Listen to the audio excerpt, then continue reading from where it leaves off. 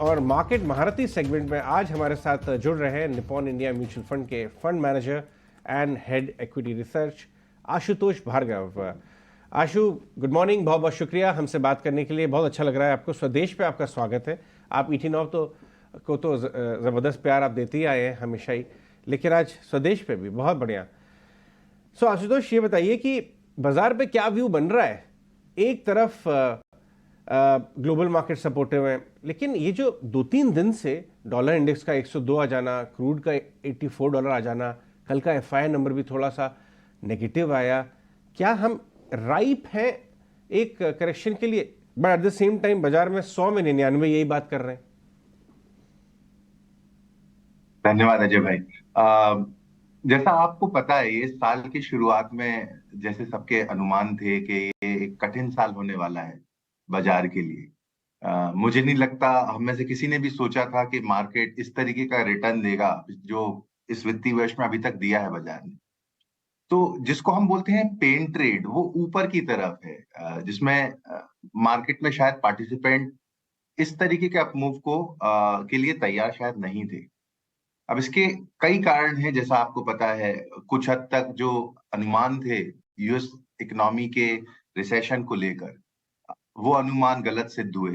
साथ ही साथ dollar decline के बावजूद कमोडिटीज में कोई उछाल नहीं आया, तो इन्फ्लेशन के कंसर्न, इंटरेस्ट रेट के कंसर्न, उसमें भी रिलीफ मिला।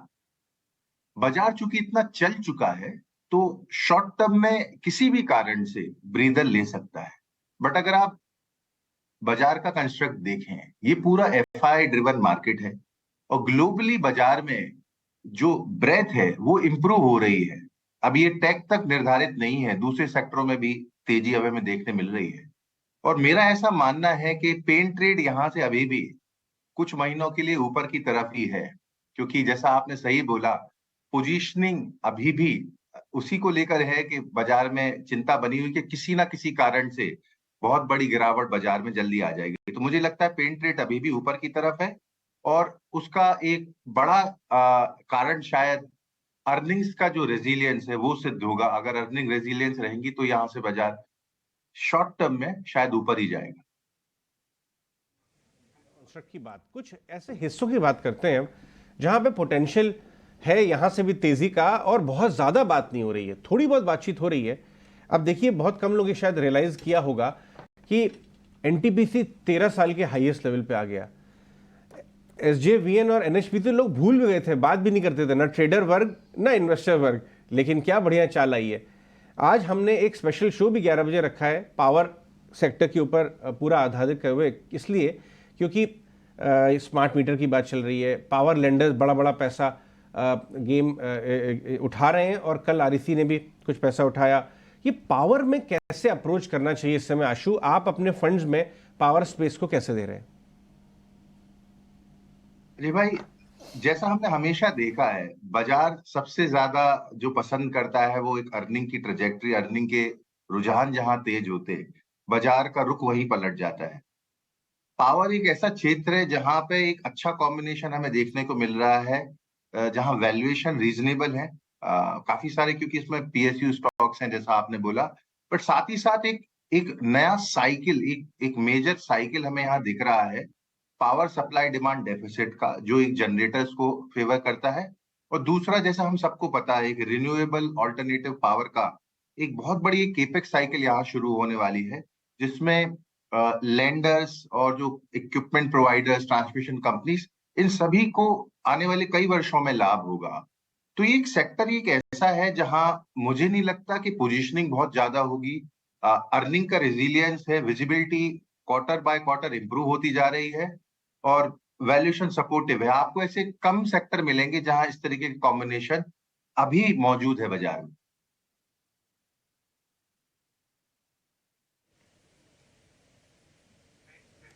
ठीक है आशुतोष, फिर अगर मार्केट के अंदर बने रहना है तो किस सेगमेंट में हम थोड़ा ज़्यादा बुलिश हो सकते हैं? क्या ब्रेकआउट देने वाला फार्मास्यूटिकल्स पे ज़्यादा बुलिश हो सकते हैं, या फिर जो एक बुल रन में चल रहा है रियल एस्टेट, उस पर थोड़ा ज़्यादा बैटिंग करें? मेरा ऐसा मानना है कि क्लियरली जो घरेलू डिमांड वाले सेक्टर्स हैं, हमारा वहीं पर फोकस रहा हुआ है। अभी भी हमें लगता है कि ग्रोथ वहां अच्छी बनी रहेगी। तो उसमें बैंकिंग एक सेक्टर हमें ऐसा लगता है जहां अभी भी पिछले 3 क्वार्टर्स के पॉजिटिव अर्निंग सरप्राइज के बाद भी सेक्टर नहीं चला है, शायद पोजीशनिंग या दूसरे कारणों के कारण। बट ये एक सेक्टर है जहां पे अर्निंग्स की अपग्रेड्स ही आ रहे हैं, अर्निंग्स की ब्रेथ कंटिन्यूअसली इंप्रूव हो रही है।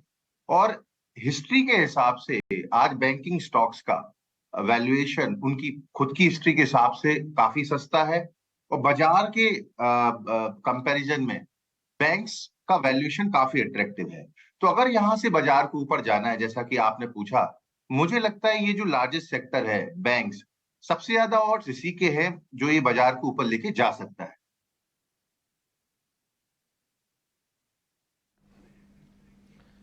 मॉर्निंग अक्षय, बिल्कुल। तो ये बैंक्स एंड फाइनेंशियल्स जो आप कह रहे हैं कि ये बाजार को ऊपर लेके जा सकता है, और कौन से बड़ी थीम्स होंगी?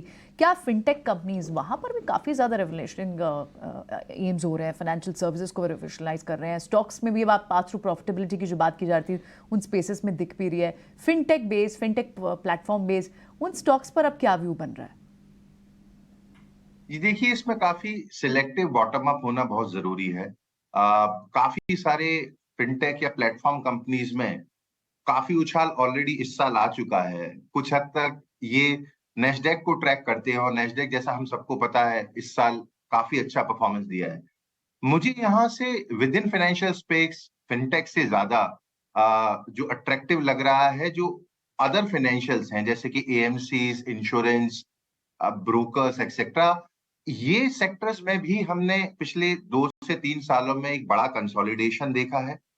इन्होंने बाजार को अंडर परफॉर्म किया है, और यहां से न्यूज फ्लो या अर्निंग्स ऐसा लग रहा है कि उनका बॉटम हो चुका है। और 2-3 साल के पर्सपेक्टिव से ये नॉन लेंडर्स फाइनेंशियल्स यहां से एक अच्छा आउट परफॉर्मेंस देने का पोटेंशियल रखते हैं।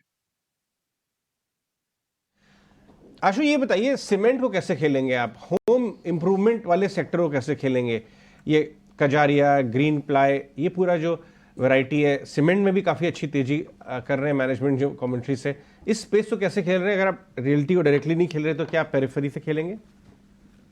अजय भाई, रियलिटी की साइकिल काफी लंबी है, इसमें कोई दो राय नहीं है। मुझे नहीं लगता ये कोई शॉर्ट साइकिल है, तो ये लंबी चलेगी।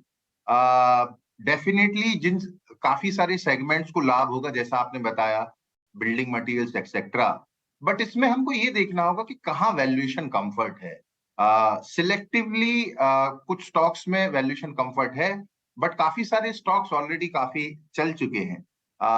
रहा बात सीमेंट का, मुझे यहाँ लगता है कि ये एक सेक्टर है जहां पे मार्जिन का एक बड़ा इंप्रूवमेंट देखना बाकी है। तो अभी तक वॉल्यूम ग्रोथ में अच्छी रिकवरी हमने 2 क्वार्टर्स में देखी, पर यहां से अगले 2 से 3 क्वार्टर में मुझे लगता है मार्जिन शायद सरप्राइज कर सकते हैं। तो ओवरऑल जो पूरा बिल्डिंग मटेरियल्स कम सीमेंट स्पेस है, यहाँ डेफिनेटली सिलेक्टिवली तेजी करनी चाहिए मेरे हिसाब से। आशुतोष, एक और चीज़ भी हमने नोटिस की थी, बीच में क्या हुआ था कि ना आरबीआई ने धीरे धीरे इंटरेस्ट रेट बढ़ाना शुरू कर दिया। अब इसकी कितनी प्रोबेबिलिटी है कि इंटरेस्ट रेट बढ़ेंगे नहीं बल्कि एट द टॉप बन गया? अब हो सकता है या तो यहीं रहे या तो थोड़ा कम हो जाए। ये मैं इसलिए पूछ रहा हूँ क्योंकि इससे काफ़ी हद तक सेंस कंजम्पशन पे आके दिखेगा कि कंजम्पशन कैसे होती है, स्पेशली अर्बन कंजम्पशन जो पिछले 1 साल में बहुत तेज़ी से चली है, चाहे वो इलेक्ट्रॉनिक का सामान हो चाहे फिर गाड़ियाँ हों। देखिए, एक जो थोड़ा सा लोकल इकोनॉमी में नेगेटिव सरप्राइज आया है, वो है फूड इन्फ्लेशन को लेकर।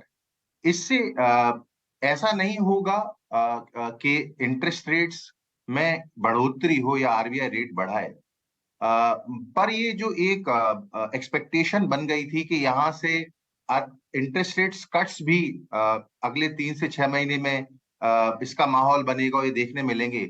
आई थिंक उसमें थोड़ा सा डिले डेफिनेटली हो सकता है। तो मुझे नहीं लगता कि वित्तीय वर्ष 24 में अभी आगे जाके कुछ भी चेंज होगा आरबीआई के इंटरेस्ट रेट्स को लेकर। रही बात कंजम्पशन की, कंजम्पशन में जैसा हम अभी देख रहे हैं, कि ये जो के शेप्ड रिकवरी हम सब बहुत दिनों से बात कर रहे हैं, इसमें मुझे नहीं लगता कि आसानी से मीन रिवर्ट होगी। तो जो लोअर एंड का जो कंजम्पशन है, वहां पे डिमांड में वीकनेस हमें काफी सारे सेक्टरों में दिखी। पर वही जो discretionary high income high and consumption है, अभी तक हमें कोई भी इंडिकेशन नहीं मिला है कि वहां कोई भी सॉफ्टनेस है। तो होटल, हॉस्पिटैलिटी, ट्रैवल या हाई एंड जितने भी रिटेल ओरिएंटेड स्टॉक्स हैं या एसयूवी सेल्स हैं, यहाँ हमें अभी तक कुछ सॉफ्टनेस नहीं दिखी और मुझे नहीं लगता ये आसानी से अपने आप नॉर्मलाइज होगा। तो इस तरीके का जो डिस्पर्शन है विद इन कंजम्पशन सेक्टर के low end consumption, low income consumption related consumer items हैं, उसमें आपको वीकनेस दिखती रहेगी। पर कुछ सेक्टर्स में अर्निंग का सपोर्ट काफी समय तक बना रहेगा यहाँ से। राइट ये बड़ा डीमर्जर्स का भी सीजन है, flavour of the season demerger है आशु। कभी कोई oil and energy technology company अपने अभी नॉन एग्जिस्टेंट फाइनेंशियल सर्विसेज के बिजनेस में डीमर्ज करके वैल्यू लगा रही है, और कभी कोई सिगरेट कंपनी होटल बिजनेस को डीमर्ज कर रही है। आपने ये डीमर्जर्स को सिर्फ बिजनेस स्ट्रेटेजी के हिसाब से इन दोनों केसेस को आपने ऑब्जर्व किया है? देखिए, काफी सारे स्टॉक्स में वैल्यू अनलॉकिंग की गुंजाइश बनी हुई थी। कुछ ऐसा हुआ कि पिछले कुछ हफ्तों में ये सब बंचअप होके साथ में आ गए। अब ये टिपिकली ये बुल मार्केट की वजह से हुआ है या किस कारण से, बट ये कोइंसिडेंस भी हो सकता है। बट किसी भी तरीके की वैल्यू अनलॉकिंग मेरे हिसाब से बाजार के लिए और जो बाजार को एनालाइज करते हैं एनालिस्ट, फंड मैनेजर्स, उनके लिए एक क्लियर स्ट्रक्चर हमेशा एक बेहतर तरीका है स्टॉक्स को देखने का। और मुझे लगता है कंपनियों को भी कैपिटल लोकेशन या बिजनेस स्ट्रेटजी में डेफिनेटली ज्यादा फोकस आता है। तो नेट नेट इसमें मैं ज्यादा रीड नहीं करूंगा ये क्यों हो रहा है। मुझे लगता है कोइंसिडेंस की वजह से इतने सारे इवेंट्स हमने देखे, बट ये सभी जो हम अभी डीमर्जर या कॉर्पोरेट स्ट्रक्चर के जो चेंजेस देख रहे हैं, मेरे हिसाब से ये सभी वेलकम है।